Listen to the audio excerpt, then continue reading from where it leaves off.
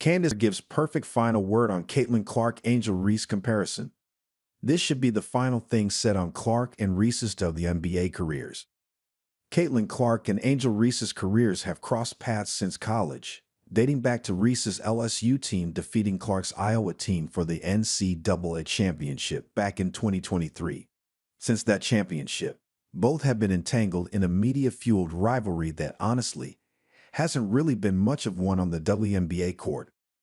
Clark's Indiana Fever team was built to win immediately after drafting her, having the cap space to take big swings prior to the 2025 season and managing to make a few trades to create both the ideal bench and starting lineup around Clark and Aaliyah Boston.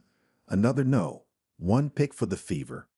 Reese's Chicago Sky are on a different path. They dismantled their team after a 2024 season where they just missed out on the postseason, firing their head coach Teresa Weatherspoon, letting their best guard in Shinity Carter walk in free agency, and trading their top pick for Ariel Atkins. That pick became Sonia Citron. Their rivalry, which has unfortunately become fertile ground for racist and misogynistic takes to grow across the internet and media, is simply not one yet. And WNBA legend Candace Parker explained exactly why it's simply not a rivalry worth investing in during a recent interview with Jemele Hill. They aren't even playing the same position as one another, so expectations will be different. At least with the Magic and Bird comparison, they played similar positions. Bird wasn't a point guard, but he played the guard position. They at least kind of matched up. This? What are we doing? So I'm just not falling into that. I'm not into the comparison.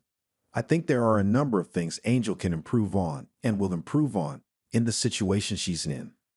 Reese, a forward for the Sky who is one of the league's premier rebounders, has a lot of work to do in terms of her scoring output and what she offers as a finisher around the rim.